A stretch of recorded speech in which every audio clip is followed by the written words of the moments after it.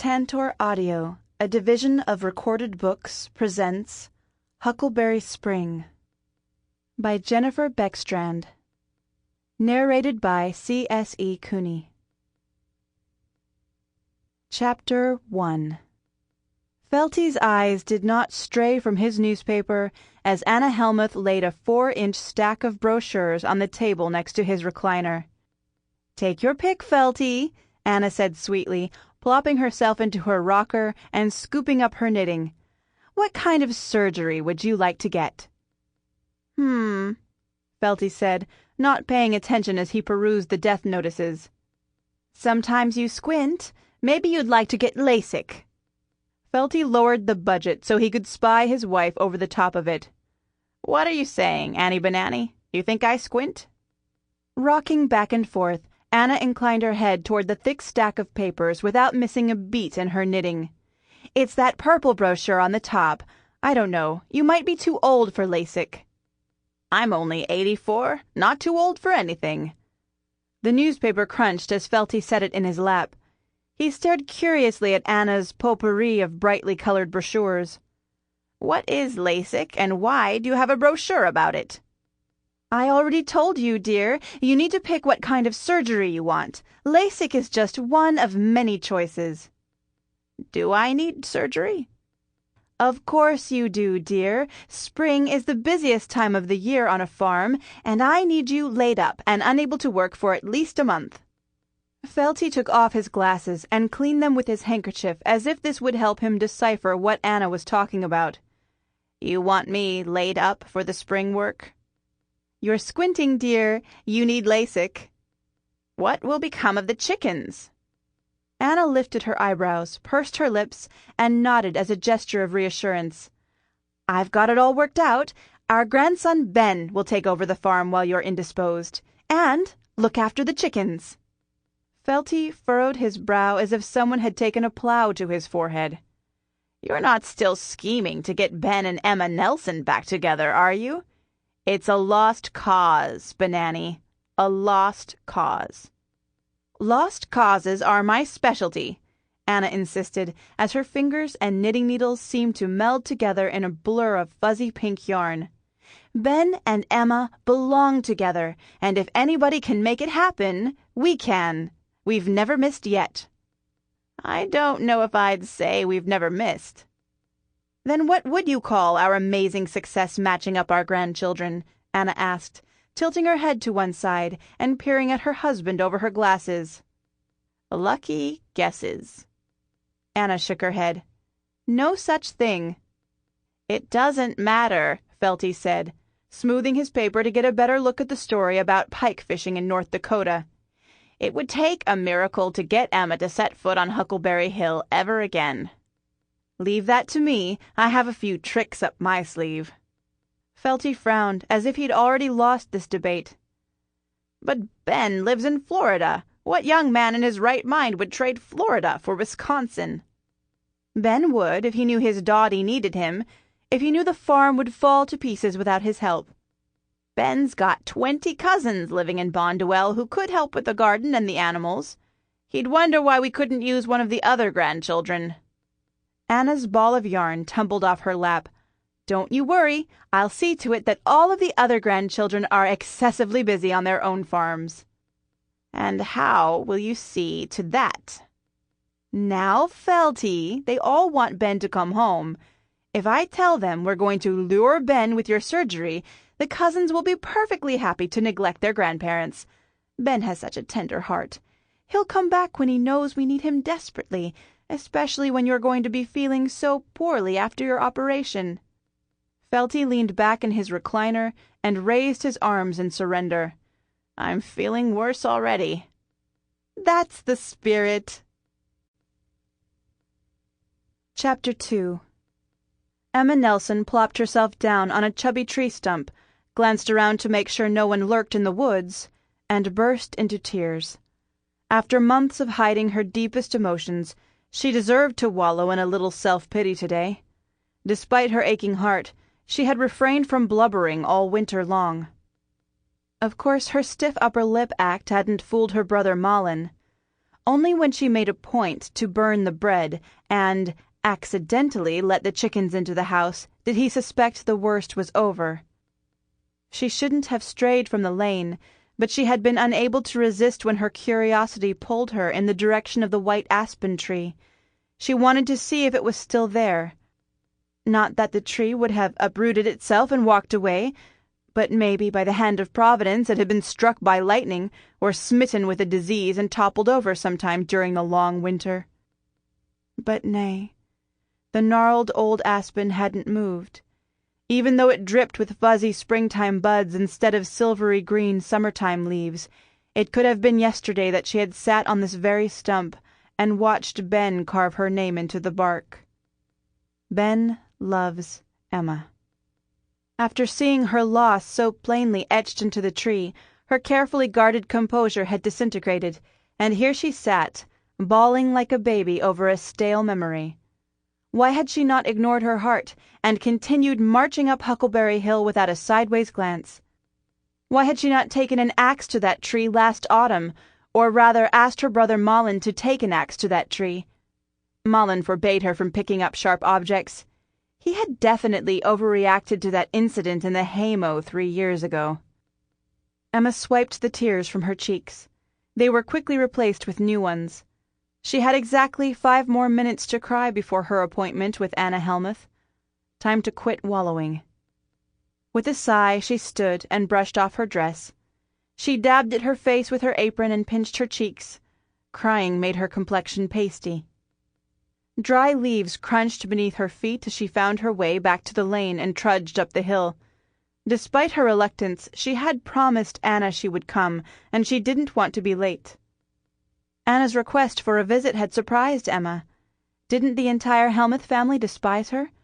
Why would Anna want help from Emma, the girl who had somehow impelled Anna's grandson to flee to Florida?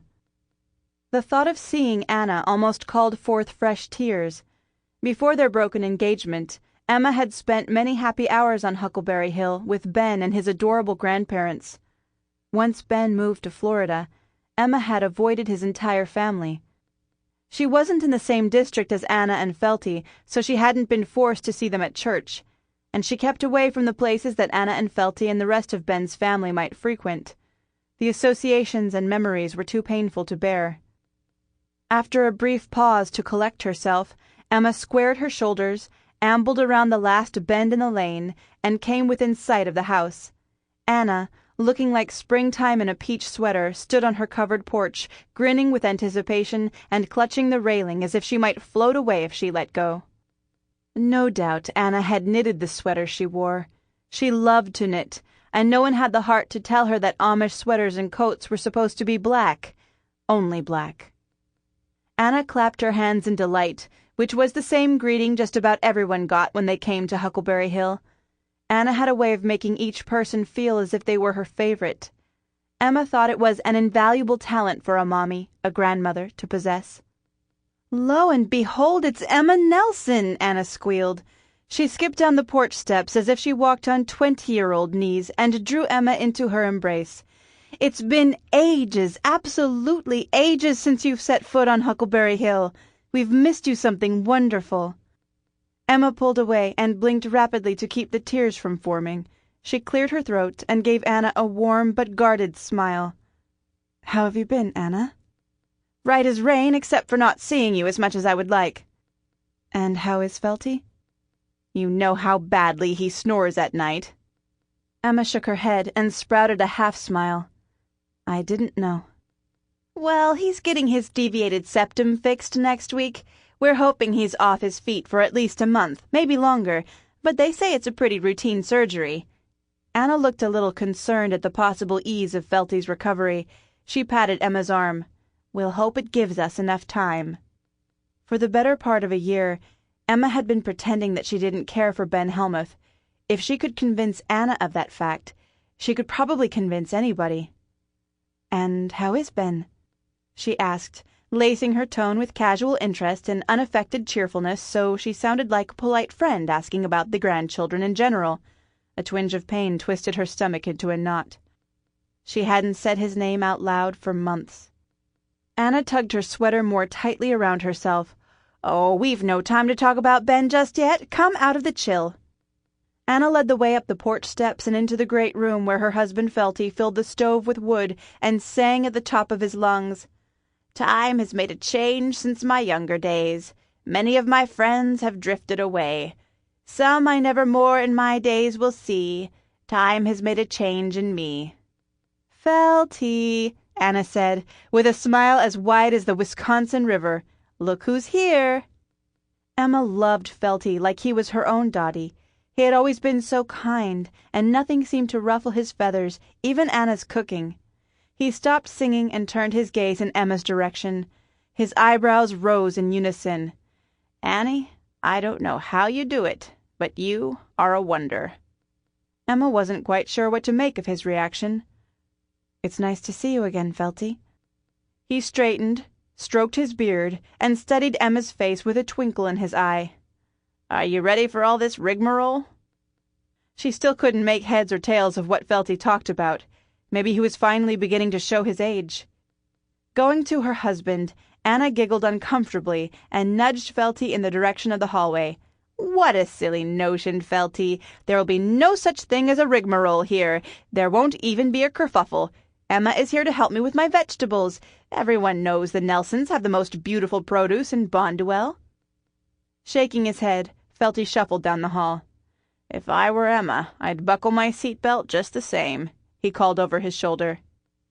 Dear Felty, his mind was definitely going. A knot formed in Emma's stomach as she glanced around the room. The massive cast-iron cook-stove and the gas-powered fridge stood against the far wall. A counter holding the sink jutted from the wall at her right and cut the kitchen in half. A round kitchen table sat on Emma's side of the counter. She and Ben and his grandparents had spent many an evening playing bananagrams at that table. Anna would invent wild spellings, and Emma would sneak all her Z's and X's into Ben's pile when he wasn't looking. He would protest in mock indignation, and then come up with outrageous words like Zysix. Ben was the smartest boy she knew. The great room looked as if not even a newspaper had been moved since last summer. She and Ben had often sat on the sofa talking late into the night. Once he'd even dared hold her hand. Emma caught her breath and stuffed her fist into her pocket. After all these months, she could still feel the tingle of Ben's calloused skin against hers.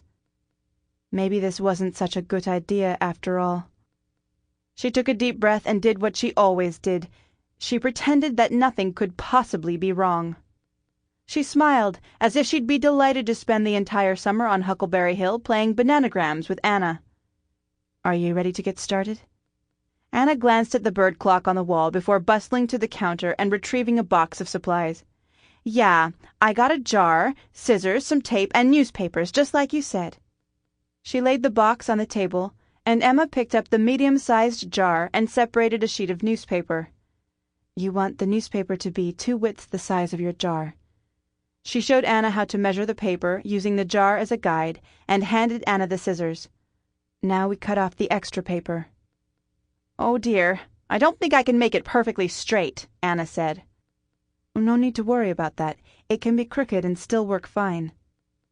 With more uncertainty than was required, Anna slowly trimmed the newspaper to the proper size. "Good," Emma said. "Now fold the paper 2/3 of the way down. Yeah, like that." Anna grinned. "I'm good at folding. I folded plenty of diapers in my day." "Now lay the jar on its side and roll it up in the newspaper." Anna followed directions well. Emma taped down the edge of the newspaper and showed Anna how to fold it over the bottom of the jar and tape it again. "Now pull the jar out of the paper, and you have a seedling pot for your pumpkin plant." Anna worked the jar carefully from the newspaper and balanced her creation in the palm of her hand. "I never thought I'd see the day." "How many pumpkin plants do you want to grow this year, Anna?" "Just one." "One?" "And I desperately need your help." Emma curled the corners of her mouth. "Pumpkins aren't hard to grow. They just need plenty of water and sunshine." Anna's eyes danced as if they held 1,000 eager secrets. She looked at the clock again. Did she have somewhere to go? "I want a giant pumpkin, like the one you grew last summer." Emma's heart did a little flip-flop. The 800-pound pumpkin.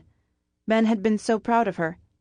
Even though they weren't supposed to flaunt their talents, he had called the local paper to take a picture, and then found a buyer who paid her $300 for her pumpkin. Ben was even more excited than Emma had been. He told her he thought she was the most wonderful, smartest girl in the world to grow such a thing. Oh, how she loved him for that. Or rather, used to love him. That's what she wanted everyone to believe. None of her family should spend a single day worrying about how she got along without Ben. Giant pumpkins take a lot of work. You need to tend to them every day. Anna nodded vigorously, as if Emma had guessed a riddle. That is why I insist on paying you for your trouble. You want to pay me to grow a pumpkin? It would mean so much to my great-great-grandson Toby. I promised him a giant pumpkin this summer. Emma regarded Anna doubtfully. Toby was barely 2 years old. He wasn't likely to have begged Anna for a giant pumpkin.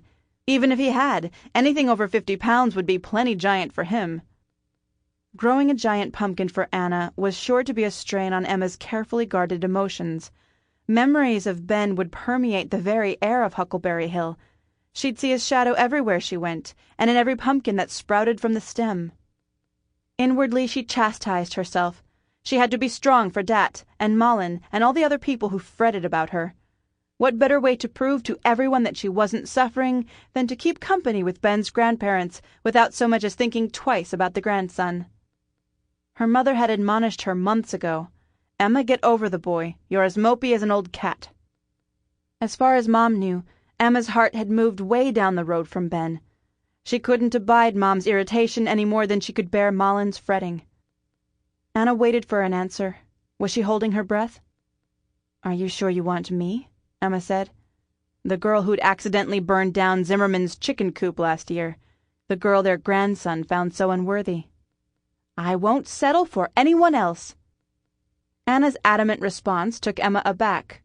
What could Anna possibly see of value in Emma's help? Anna certainly didn't act as if she felt any ill will toward her grandson's ex-fiancé. Had she forgotten about the chicken coop? Emma pursed her lips. If Anna didn't object to Emma's tending pumpkins on Huckleberry Hill, then Emma would do her best to help. Perhaps Ben's family would not think so badly of her if Ben's mommy accepted her with open arms. Okay, Emma said. I'll do my best. Anna all but burst with laughter. That is wonderful good. Felty will feel so much better knowing you are watching out for our pumpkin. As long as the chickens didn't protest. Every hen in the county was probably terrified of Emma Nelson, even if Anna wasn't. No doubt Emma had a dangerous reputation among the chickens. She took a deep breath. I can come 3 days a week to tend the pumpkin, and maybe I should plant some other vegetables for you too, so you'll have plenty for canning come autumn. Anna's eyes strayed to the clock once again. I love peas and beans. Okay, and some cucumbers? I love dill pickles, Anna said, gushing like a newly drilled well. Emma couldn't help but crack a smile. Anna's enthusiasm rubbed off on everybody who came within 10 feet. I will go to the market and buy special pumpkin seeds and bring them back tomorrow, so you can plant one in your pot. Anna's face lit up. Tomorrow? That would be better than my wildest dreams. Emma giggled. Sometimes the enthusiasm went a little overboard. A firm knock at the door caught their attention. Anna glided across the room and opened it. Emma's throat constricted, rendering her unable to breathe while her heart hammered against her chest, making it all the more likely that she would suffocate. Ben Helmuth, looking as handsome and formidable as ever, stood on Anna's doorstep with a suitcase in one hand and his straw hat in the other. His tousled golden hair framed his face like a halo, and the cleft of his chin made his jaw look as if it were chiseled out of stone. Their eyes locked, and Emma found it impossible to look away. A mixture of utter astonishment and undiluted pain flashed across his face. He was as shocked to see her as she was to see him. What was he doing here? Emma, he said, so softly it felt like a caress. She wanted to melt at the sound of that low, beautiful voice, even though he spoke as if it were torture to say her name. How she managed to talk she would never know. Anna, I've got to go look at your dirt. Her sentence made little sense, but Emma wasn't about to hang around to explain herself. Keeping her head down, she snatched her sweater from the hook and practically ran out the door, trying to ignore Ben completely, even as she stumbled over his foot when she rushed past him. She couldn't have helped it, even though he tried to step out of her way. He was so tall and broad that he left little room for her to pass. Halfway to Anna's vegetable patch, she heard Anna call out cheerfully, "After you look at my dirt, you must stay for supper." Stay for supper? If Anna thought for 1 minute that Emma would set foot in that house while Ben was there, she truly didn't understand anything. Why, oh why, had she ever agreed to come today? Horrible, horrible mistake. A groan tore from her lips as she tromped to the garden, scattering Felty's chickens in her wake. Ben Helmuth was back. She might never feel happy again. Ben stood frozen in Mommy's doorway while the great room spun around and around him, as if he sat on a merry-go-round. At the barn raising 7 years ago, he'd cracked his thumb so hard with the hammer that he'd actually seen stars. Seeing Emma felt much worse. What was she doing on Huckleberry Hill? And how would his heart go on beating now that he'd seen her? His gut clenched violently. All that time in Florida, and nothing had changed. After a glimpse of Emma, he felt less in control of his emotions than ever, as if a tidal wave had swept him off his feet and sucked him into the depths of the sea. With her yellow hair and eyes the color of the ocean at sunrise, she had haunted his dreams every night since he'd left Wisconsin. If anything, she was more beautiful than he remembered. With that 10-second look at her, he realized that his absence had made him long for her even more. "Oh dear," he heard Mommy say, as if from a great distance. With his suitcase clutched tightly in his fist, Ben found that his legs would not support him. He stumbled to one of the kitchen chairs, dropped his suitcase with a thud, and buried his face in his hands. "Did you have a taxing journey?" Mommy asked, seemingly oblivious to what had passed between him and Emma. Emma had blanched white as a sheet when she'd seen him, and she tended to stumble over things when she was embarrassed. Well, not really. She tended to stumble over things no matter what state she was in. Surely she had gotten over him by now. At least that's what his sister Lizzie had written in her letters, but maybe Lizzie had been mistaken. Ben kneaded his forehead to clear his thoughts. "Is she okay?" Mommy patted him on the shoulder and took his hat. "She didn't come specifically to see you, if that's what you're asking. We're growing pumpkins together."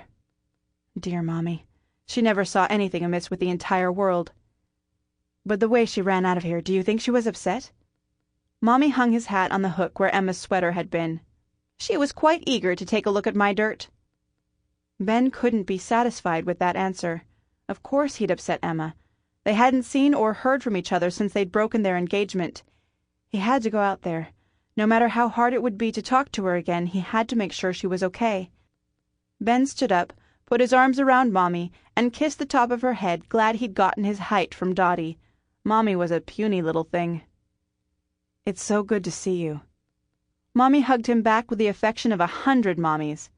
"For a year I've prayed that you'd come back to us." In spite of his heavy heart, Ben smiled. According to Mommy, she'd been praying for his return before he'd even left. He'd been gone exactly 7 months and 27 days. It wasn't hard keeping track when every hour seemed like a year away from Bonduel. "I need to make sure Emma's okay," he said. He took Mommy's hand and squeezed it reassuringly. "And then I want to hear all about Dottie's surgery. I don't want you to worry. I will take care of the farm, and we're going to do everything we can to get Dottie better." Mommy's eyes twinkled. At the moment she didn't seem all that concerned about Dottie's condition, even though her letter had brimmed with anxiety. "You'll never know what a blessing you are to us." Setting aside his own serious misgivings about coming home, Ben had hopped on a bus the minute he'd received Mommy's letter. Dottie needed him. That's all that mattered. Not even his feelings for Emma or his pain at seeing her again mattered. "I'm going to go check on Emma," he said, patting Mommy on the arm. "I'll be right back."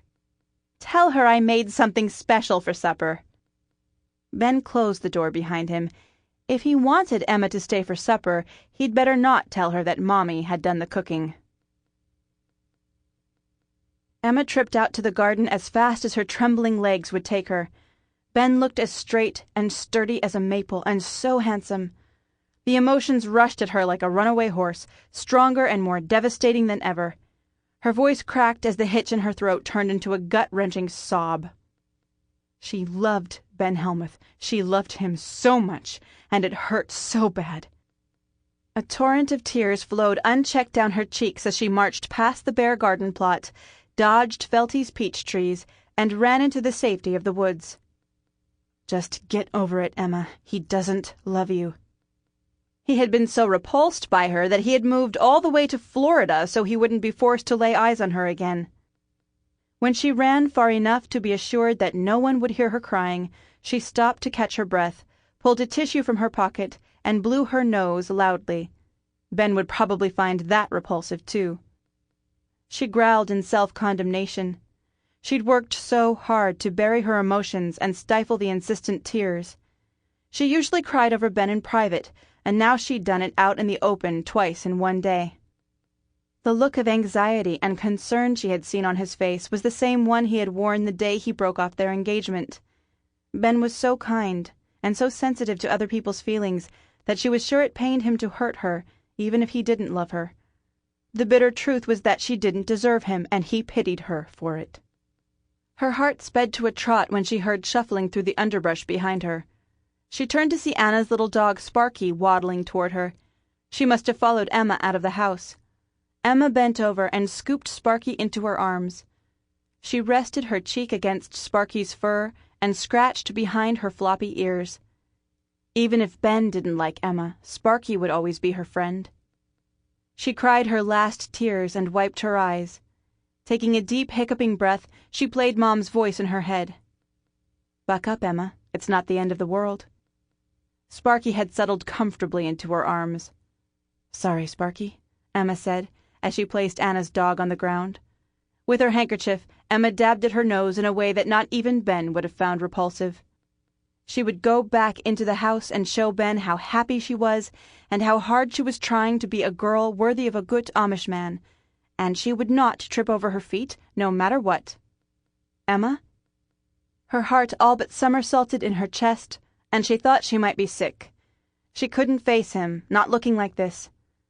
Ducking behind a tree, she did her best to gather up the pieces of her heart she'd strewn about the forest floor.